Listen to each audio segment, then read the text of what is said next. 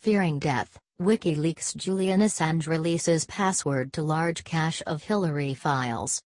You can bet after the news of the Russian Clinton-Obama collusion broke on Tuesday about all the extortion, bribery and money laundering, that WikiLeaks founder Julian Assange is feeling a little bit edgy. After all, Assange has been telling Americans for years Hillary Clinton was corrupt and evil, and colluded with the Russians. Too bad not many Americans listened. Now more truth is coming out and WikiLeaks Assange was right all along.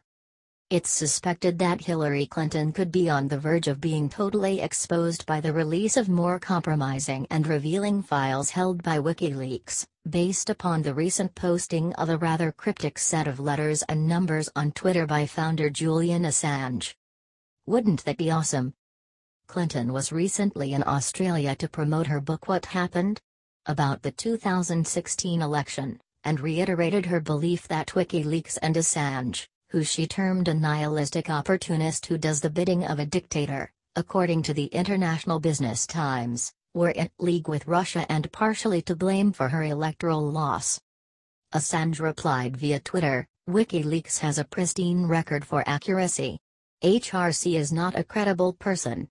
The primary cause of her downfall was her own Machiavellian scheme to elevate Mr. Trump, Pied Piper." The tweet contained a link to Clinton's interview as well as a link to latest WikiLeaks dump exposing Russian interests.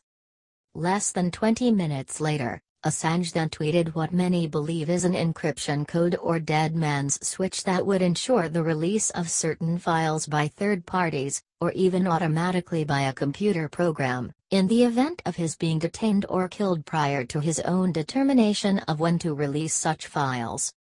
About an hour and a half later, Assange posted one more tweet regarding Clinton that some suspect hinted at what the prior encryption code could be the key to unlock. There's something wrong with Hillary Clinton. It is not just her constant lying. It is not just that she throws off menacing glares and seethes thwarted entitlement. Watch closely. Something much darker rides along with it. A cold creepiness rarely seen, Assange tweeted.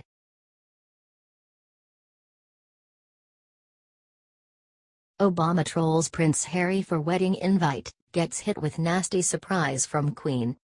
Prince Harry, the son of Princess Diana and Prince Charles, announced his engagement to Meghan Markle, an American actress, and Barack Obama immediately started trolling Harry on Twitter for an invite. Attending a royal wedding is considered the big ticket for all movers and shakers, and liberal losers claim that Harry hates President Donald Trump but loves the Obamas. Well, they all just got hit by a nasty surprise by the Queen, making Barack look like a fool. Prince Harry, who is fifth in line to the British throne, just announced that he is marrying an American actress, 36-year-old Meghan Markle. To most Americans, it's no big deal, but to Barack Obama, who is trying to retain power and control, an invitation would be an enormous deal. So Barack trolls Harry on Twitter, tweeting, "Michelle and I are delighted to congratulate Prince Harry and Meghan Markle on their engagement. We wish you a lifetime of joy and happiness together." That turned into the liberal loser media going berserk, speculating that the Obamas would score an invitation. The tweet has almost 1 million likes. Yahoo News reported, Obama's sweet tweet to the happy couple immediately took off, with Twitter users asking him to come back and exclamations of "We miss you." But also with many saying they couldn't wait to see the stylish Obamas pull up to this wedding. Well, that's not going to happen. How do we know? When Prince William got married in 2012, the Obamas were in the White House. You would think they would be included on the list, but the Queen snubbed them. The Queen personally invited 40 heads of state, who received the gold-embossed invitations over the weekend to the April 29, 2011, wedding of the future king. The Obamas, however, were not among them, reported the Daily Mail. Now, the liberal media has amnesia, with numerous reports saying it will be the Obamas invited and not the Trumps. Trying to salvage Michelle and Barack's reputation, the media is saying that the Obamas didn't attend the 2011 wedding of Harry's big brother William, reportedly because of security costs for the then first couple to attend, reported The Independent. That's plain malarkey. Presidents attend weddings and go overseas all the time. The Queen wasn't a fan of Michelle Obama at all. The royal family didn't exactly give Michelle the red carpet treatment. As a matter of fact, they totally ignored her and gave her a sit-down with Prince Harry. He is a member of the royal family, but he's not exactly the Queen of England. He's not even the future King of England. According to the June 6 edition of Globe magazine, not only did Queen Elizabeth snub Michelle Obama, but she ditched the former president's wife so that she could go to the horse races. Then, Michelle got handsy with the Queen, an absolute no-no when it comes to the monarch. As the First Lady, Michelle should have known the protocol. The Queen does not get hugs, nor did she appreciate Michelle pushing her toward a chair.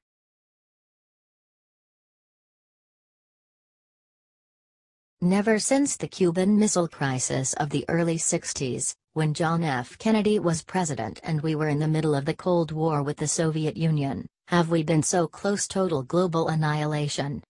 U.S. Secretary of Defense James Mattis in a statement earlier today confirmed that the fetus-looking dictator of North Korea, Kim Jong-un, has now fired its highest-ever intercontinental ballistic missile and it poses a dire worldwide threat. Later, the Pentagon confirmed that the missile had flown for about 1,000 kilometers, 620 miles, before falling into the Sea of Japan. The Japanese government released an official statement saying the missile traveled for about 50 minutes but did not actually fly over Japan, as some have done in the past.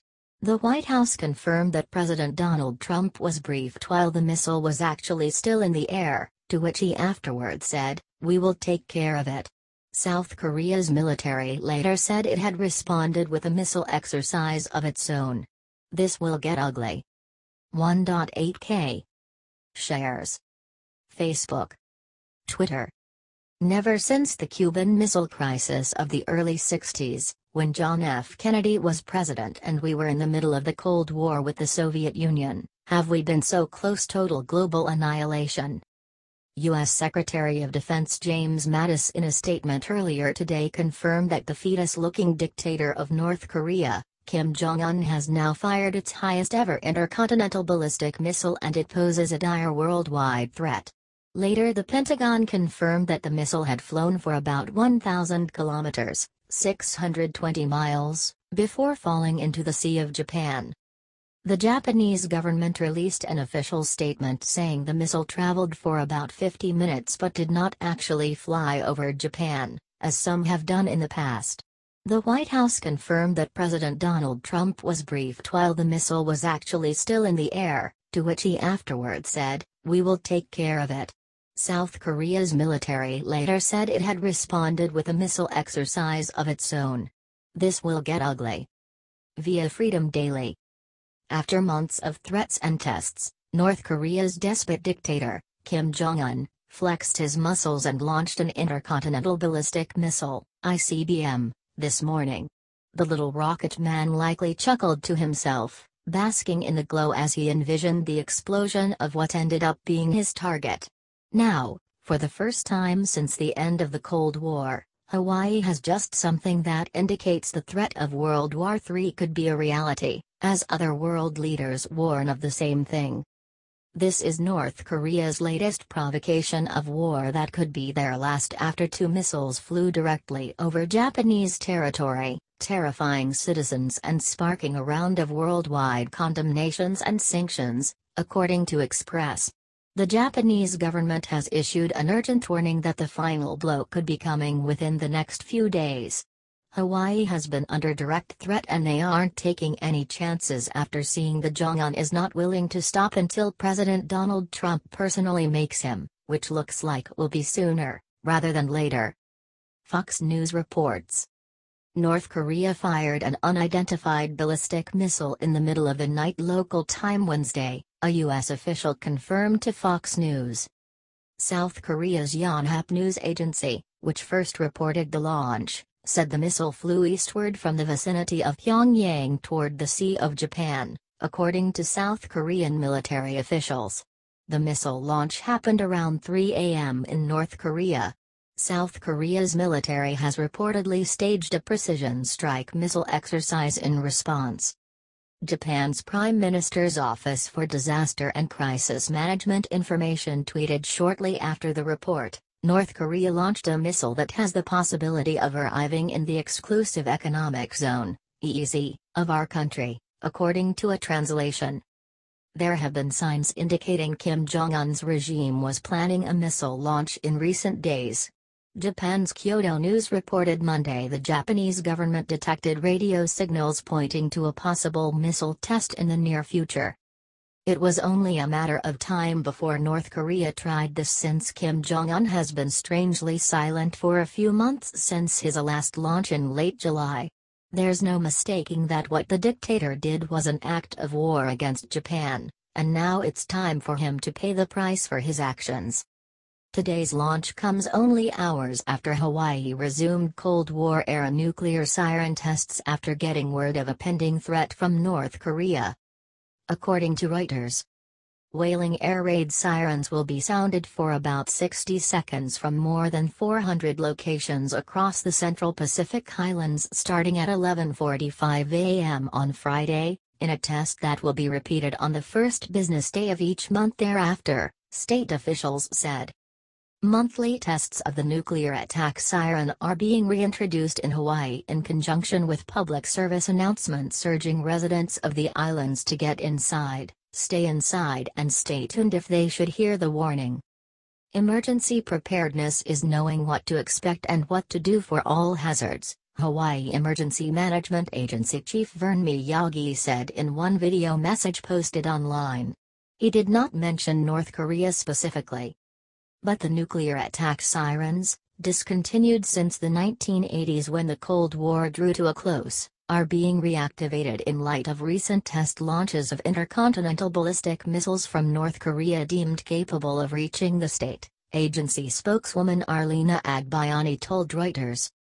A single 150-kiloton weapon detonated over Pearl Harbor on the main island of Oahu would be expected to kill 18,000 people outright and leave 50,000 to 120,000 others injured across a blast zone several miles wide, agency spokesman Richard Raposa said, citing projections based on assessments of North Korea's nuclear weapons technology. While casualties on that scale would be unprecedented on U.S. soil, a fact sheet issued by the agency stressed that 90% of Hawaii's 1.4 million-plus residents would survive the direct effects of such an explosion. Oahu, home to a heavy concentration of the U.S. military command structure, as well as the state capital, Honolulu, and about two-thirds of the state's population, is seen as an especially likely target for potential North Korean nuclear aggression against the United States. Japan can only take so much and have appeared to have reached that threshold. For how small Kim Jong-un is, he's sure making a huge mistake by playing big boy games. He doesn't want to get into a war with America since we have the best army in the world and could obliterate his country from the planet in a matter of seconds. U.S. Secretary of Defense Jim Mattis stressed that the U.S. is trying to exhaust all diplomatic and economic options to end North Korea's missile program. However, those efforts are wearing out quickly with the persistence of refusal to cooperate from North Korea's leader.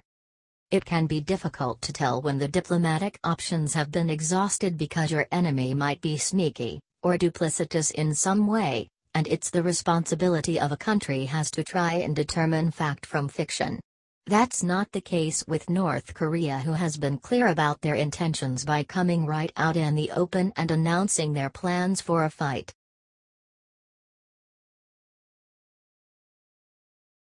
Crooked Robert Mueller terrified after watchdog group filed lawsuit against him.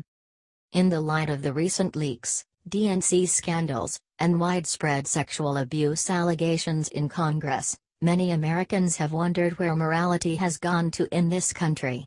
Fortunately, however, it seems that there may still be a glimmer of hope for those of us who want to see a restored America. President Trump has been fighting hard to make this country great again, but Democrats and cronies have been fighting him every step of the way. Robert Mueller in particular has been a giant thorn in the President Trump's thumb, after he began orchestrating the release of private documents. Thankfully, the conservative watchdog group Freedom Watch has just filed a lawsuit against him, and unfortunately for Mueller, it doesn't seem like he has too much time left before he gets just what he deserves. The Gateway Pundit reports. Founder of conservative watchdog group Freedom Watch, Larry Klayman filed a lawsuit Monday seeking to remove special counsel Robert Mueller because his obvious conflicts of interest. Klayman also highlights in his complaint against Attorney General Jeff Sessions and FBI Director Christopher Wray that it is a criminal offense to leak grand jury information. The complaint slammed Jeff Sessions as being the reason for a special counsel in the first place. Mr. Mueller was appointed because the Attorney General, Mr. Sessions, needlessly recused himself from overseeing an investigation into a fanciful theory that we now know was invented by the Hillary Clinton presidential campaign in their deliberations within 24 hours of suffering an unexpected loss in the November 8, 2016 presidential campaign. Out of an abundance of caution, Mr. Sessions bent over backwards to avoid even the slightest appearance of bias or conflict of interest and recused himself.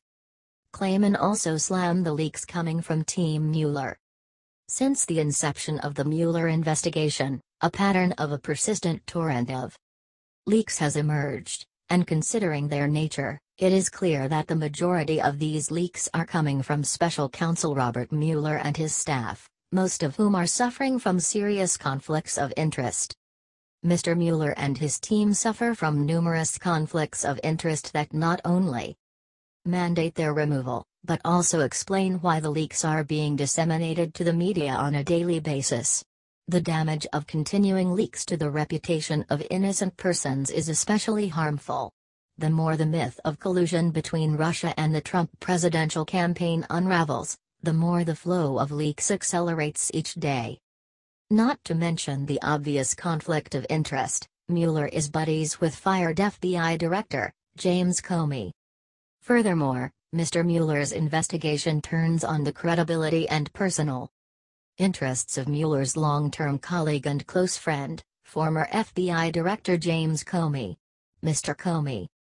Not only will the investigation impact Mr. Comey, but Mueller must judge his own friend's credibility as a witness.